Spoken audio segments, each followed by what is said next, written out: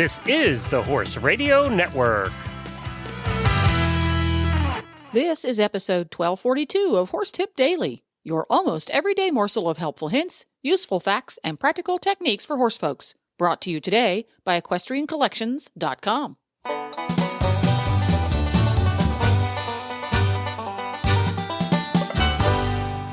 Greetings, horse people. Coach Jen here, and thanks for tuning in to Horse Tip Daily.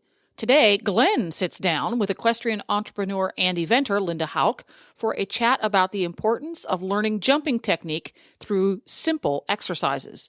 And we'll get right to our tip after this from EquestrianCollections.com.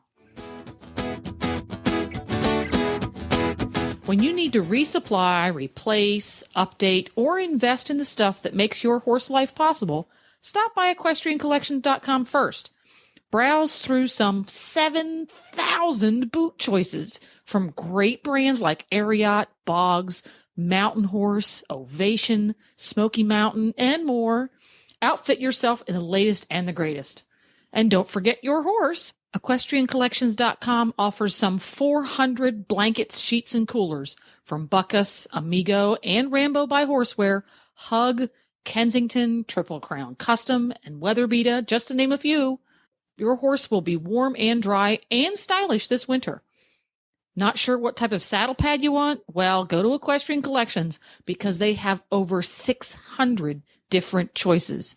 No matter whether you ride English, Western, or bareback around the backyard, EquestrianCollections.com has the most amazing selection of brand name products you are going to find anywhere. So stop by today, EquestrianCollections.com.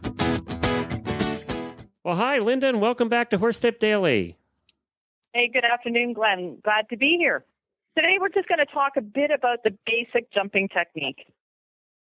Okay. Two of my favorite clinicians that I have had the good fortune of riding with were Mark Todd, who is double Olympic gold medalist for eventing, and Albert Vorn, who was the silver medalist at the Sydney Olympics. And we're fortunate enough that there's a private farm up here in Ontario that he comes and gives clinics twice a year. Okay. What I love about their training style was the simplicity of it. A lot of the time, we'll go to horse shows or we start with a new client, and they're just so busy. They're picking away at their horse. They don't have a rhythm in the canter. They're desperately trying to see a distance. And I thought, these two gentlemen have it absolutely right. Okay. What I like to do with the green horses or the green riders or, right up to the most experienced is before you can jump an X, you should be able to canter a pole on the ground. And I know, Glenn, that sounds really straightforward and simple, but you'd be amazed. Yeah, and you know what? That's not your natural inclination either. Most time it's to trot a pole on the ground. Absolutely. And I do think, the trotting poles are great exercises. All the horses still do it at whatever stage in their career because you can do so many different things with poles on the ground. But cantering poles are paramount for both horse and rider, developing their canter rhythm. And what that does then, Glenn, is they start to learn to see their distance and feel their distance rather than how many times have we seen riders hold? I don't see my spot. Oh, there I see it, kick and let go the horse. Okay, right. Yep, that's right. But with the cantering poles, you have to learn to develop your horse's cantering rhythm. And your job as the rider is to get your horse's front feet to the front of that pole, which then, when that does become a fence, it becomes very, very basic and very easy to get to.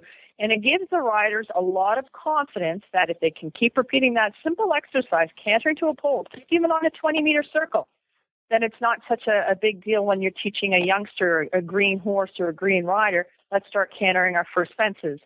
Now, another thing that I find paramount with jumping is counting our strides. And anyone that tells you that it really is a waste of time, I'll never forget the time I watched Eric Lamaze, and this is before he won his Olympic gold medal here at a big horse show site in Ontario, Palgrave. And I remember watching Eric come off a big oxer on a turn to a vertical, and I was watching his eyes and his lips, and he was counting out his strides. So typically what we do is we'll count to 4. 1, 2, 3, 4, and that is in the rhythm of your horse's canter stride. When you reach 4, you go back and you start counting at 1 again.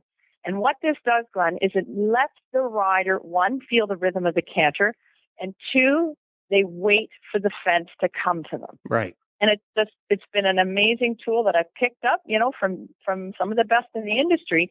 And you're a sponge as a coach, and you absorb what techniques or tricks work really well, and you pass those on. And that is one of the biggest tools I've been able to pass on to riders. And you can really see in a very short period of time how much more confident they become over fences. And, it's so simple to do, too. It's not complicated. It's not expensive. It's simple to do. It's just practicing it. Yeah. So we always start with the cantering poles. Trotting poles are great as well. We count our strides to 4.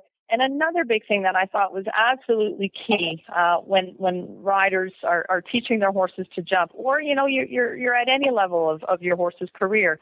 Albert Vaughan is big on, you've got to let your horse's head be where it wants to be. Where is he comfortable with his head when he jumps? Again, we can go to horse shows and we'll see lots of riders, want to put that horse in a frame and force that kind of head position. And if you allow your horse, if you ever, just free lunge your horse or lunge your horse over a jump, and you'll see where his head and neck is. Very rarely do you ever see a horse cantering on a lunge line to a jump on the bit. Right. And I think that's something key and important to take when we're jumping a horse. And I'm not saying for the hunter ring, because that's a sport that I've never done. I've done the jumper and the pony club and the eventing up to advanced. Really allow your horse to be comfortable in his jumping technique. There you go. All right, great. Well, where can people learn more about you, or how can they get a hold of you? Well, I have a training website, which is tapestryequine.ca.